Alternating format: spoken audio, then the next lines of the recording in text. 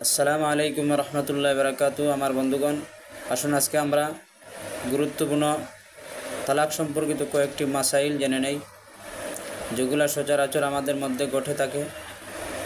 সমাজের মধ্যে এরকম অনেক সময় এই সমস্ত মাসাইল দরকার পড়ে এবং এগুলো ঘটে থাকে। এই জন্য আসুন আজকে আমরা এই মাসাইলগুলো একটু জেনে নেই, হয়তোবা আমাদের জীবনে কোনো সময় কাজে লাগতে পারে। 1 নম্বর মাসলা হচ্ছে, যদি কোনো ব্যক্তি তার স্ত্রীকে বলে তুমি তোমার বাপের বাড়ি যাইতে পারবে না, যদি যাও তাহলে তুমি আর আসবে না। যদি এ ধরনের কোনো কথা বলে তাহলে শর্তযুক্ত করে ফেলল। যদি ওই মহিলা বাপের বাড়ি যায় তাহলে তালাক হয়ে যাবে। এটা তালাক হবে তালাকে রেজাই। যদি ইদ্দতের ভিতরে, অর্থাৎ প্রত্যেক মহিলার যে মাসিক আছে 3টা মাসিকের ভিতরে যদি কোনো স্বামী তার স্ত্রীকে তার কাছে ফিরিয়ে নেয়, তার স্ত্রীর সাথে উঠা বসা করে, মেলামেশা করে, সহবাস করে ফেলে, তাহলে তার স্ত্রী তার জন্য হালাল হয়ে যাবে, অন্যথায় হালাল হবে না। আর যদি 3 মাসের ভিতরে সে তার স্ত্রীকে ফিরিয়ে না নেয়, তাহলে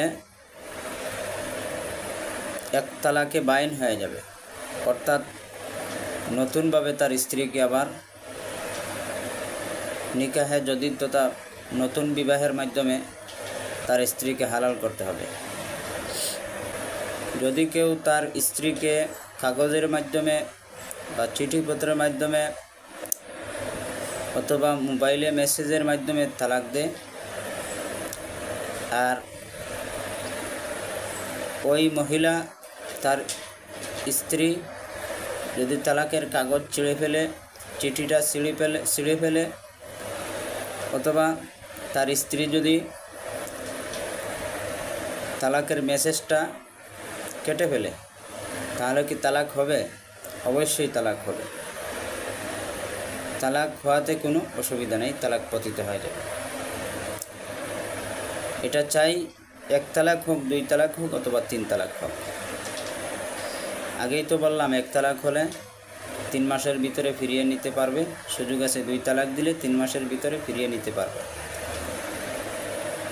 তবে 3 তালাক দেওয়ার পর আর ফিরিয়ে নেওয়ার কোনো সুযোগ নেই।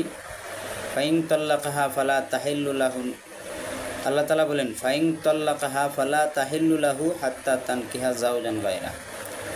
অন্য কোনো স্বামীর কাছে ওই মহিলা ইদ্দত শেষ করার পর যত সম্পর্ক অন্য কোনো স্বামীর নিকট, অন্য কোনো পুরুষের নিকট বিবাহ শাদী না বসবে, ওই মহিলার বিবাহ শাদী না হবে, ততক্ষণ পর্যন্ত তার পূর্ব স্বামীর কাছে সে আসতে পারবে না।